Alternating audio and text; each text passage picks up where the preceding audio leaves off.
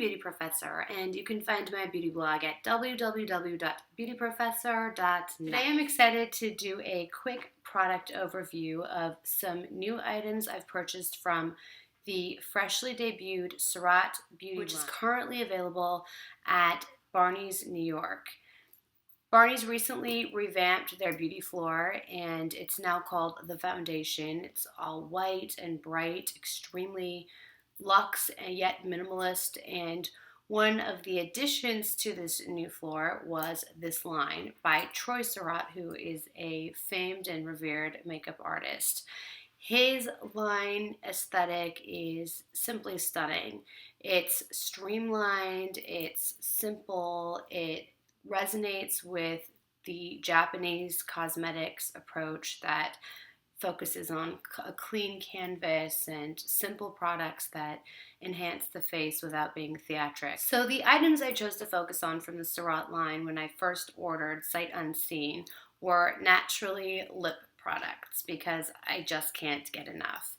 And my personal taste gravitates towards the pinky nude lip, and so I looked at the color options online and then settled on some lighter shades that I felt would be very wearable. And then later on in the week after I received my order, I was able to go to the Barney's New York in Las Vegas, where the Surratt line had just arrived earlier that morning, and do a copious amount of swatching, which I will be sharing on my blog. But in that swatching session, I also picked up some additional lip glosses I'll be sharing today.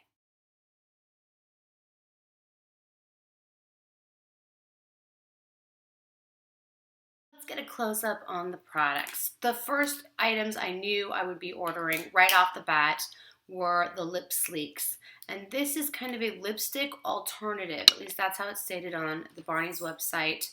They come in a thin tube like this with the retractable bottom that winds the product up to the top here. To be very clear, and the website is excruciatingly clear about this as well, if you wind it up, it's not designed to be wound back down again. So you just want to wind up what you need, and I haven't had any issues with that since I've been bearing that in mind. This shade is Faire, and it's one of the lightest color options. It is a beautiful kind of coral infused sugar pink, and it's semi-sheer, but the color is buildable to what I would consider medium coverage. I'm currently wearing a bit of 3 different shades from the Surratt line, and so I can't say that any one shade is doing the entire job on my lips, but I tend to be one who likes to mix things, especially when I'm working with products that I really love. The next shade is Gamine, and when I ordered it over the phone, I was told there were just 2 left in stock, so I ordered one for myself and one for my mom. I think it's a very wearable color, especially for those who want a light shade that's not ultra light. So I will swatch it right next to Faire, and you'll see it definitely has a deeper pigmentation. So while in the packaging, it's hard to delineate perhaps the difference between Faire and Gamine, in an actual swatch, you can see that Gamine is much darker. It's kind of a peachy nude with a little bit of pink. It looks beautiful by itself. I do like mixing these 2 shades together, and right now that's exactly what I've done. The Lipslique formula, it's extremely moisturizing, semi-shiny, but not overtly glossy. Really comfortable on the lips, and I find that I don't need to touch it up often. It does stay in place, and I think that's what makes this particular formula significant, because sometimes a glossy lipstick moves all over the place on the mouth, and that can be annoying and also then demand multiple touch-ups. The Lipslique formula stays on the lips while also remaining balancing and hydrating. On to the lip gloss, which I picked up, like I said, last weekend when I was in Las Vegas. My goodness, the lip gloss options are plentiful. I have swatches of every shade. I'll be putting them on the blog. But here's the packaging for the lip gloss. And yes, I gravitated towards the lightest colors possible. There are other pale shades that lean a little peachier, and I really wanted to get more, but I knew that it would just be in excess. I wanted to enjoy these first. So I picked up 3. I'm going to start with the shade that I've been using most often, and that is this pale nude pink. It's called Coquette. And Coquette is, as I just mentioned, a pale nude pink. It's not super shimmery, and I think that's what makes it unique. It is creamy and there is coverage. I'll go ahead and swatch Coquette here on the wrist so you can see. And just briefly, the applicator is this flocked doe foot, but it does have an indentation on the top and bottom, and that just makes for a really comfortable application. Let me get close so you can see how it stays with the lip. To address the texture of this lip gloss, it is a little bit on the sticky side, but I mean that in the best possible way. Sometimes when a lip gloss is too emollient, it, like a shiny lipstick, just slides all over the lips. It doesn't stay put, and the lasting power is disappointing. This has enough tack to it that it stays on the lips. I would compare it to the stickiness of the Tom Ford Ultra lip gloss in terms of stickiness, which I like, and there's a cushiony factor to it too. It actually kind of builds texture on the lips without getting patchy. It's just a beautiful application, and the longevity is significant. The other shade I picked up here in the pink family is called Soigne, and I don't speak French, but I'll do my best on that one. And this is kind of a mid-toned pearly pink. It reminds me of one of my earliest lip glosses from Bobbi Brown, of all lines. When I was in high school, there was a shade called, I think, Sugar Rose or something along those lines. Kind of a pearly rose color. And this kind of is reminiscent of that for me. I haven't really seen anything like it in a long time. Because it's got this kind of mauve undertone, it's just beautiful on its own. I would call it a My Lips But Better shade. And it's not bright in an artificial way. It's very natural as a mid-toned pink goes. Now, certainly I have mixed Coquette with Soigne, and it's a just lighter version of this. But you can see this is just one pass, and the coverage is significant. It can be built up to like full pigmentation with a couple coats, and your lips still feel comfortable. And then this final gloss that I picked up is called Teinte. Teinte.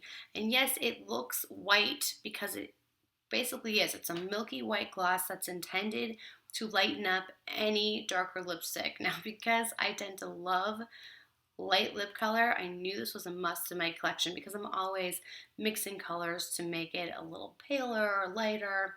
This is designed just for that. So it's a white shade. I'll swatch it below or right next to Soigne, and you can see it's somehow white and slightly opaque without having shimmer. I don't understand how this is possible, but I'm really impressed by the fact that it's been executed.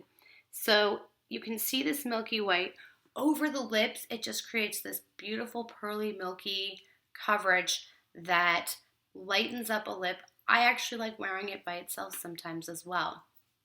It's a super versatile product in terms of lip color, and I will probably be picking up a backup of it. And then on to the blush. So I picked up the Artistique blush in Guimauve, which looks like this. It's just a gorgeous, bright baby pink, and swatched, and I'll swatch it right below the gloss. You can see that it's got this very rosy, pale tint that when applied over a contour or a bronzer on the apples of the cheeks, it just brightens up the whole face. I'm currently wearing it. It's a really smooth, thin texture, and I like that because you can't see it on the skin. It just melts into the skin, and I just kind of stipple it into the apples of my cheeks. So that's Guimauve. It actually deepens up a little bit once it has contact with your skin, but not in an overt way. Packaging wise, it comes in this diminutive sliding case, and I love what this looks like. It's just a gorgeous design choice, But beyond that, you might think, oh, this is so small. What the heck? Am I getting my money's worth? Yes, because think about it. Most blushes are about this size. They're just enmeshed in some kind of cumbersome packaging. So I like how tiny this is. Also, it's designed to be slid out of the top case and put into a Surratt palette, should you wish. And that palette would hold cheek product, eyeshadows, and so it's got a utilitarian function as well. Finally, I want to mention the lip liner that I picked up. And this is called Faire Bise, and it's the Modernist lip pencil. It is one that doesn't need to be sharpened because you can just twist from the bottom. And it comes in 4 shades. I did swatch all 4 shades, so I'll make sure to put those on the blog. This was the color that was most useful to my lip tone and lip color choices. So it's this kind of brown rose nude, if you will. You can see it right here. And it's so subtle, but texturally it just glides on the lips and creates an amazing base for the lip color to come. I would say this is the lightest of the 4 options, and so it made most sense for me to pick this up. I am very pleased with it, so that's a note on the lip liner. All, I am completely enchanted by the Surratt line and the products I've already been able to try.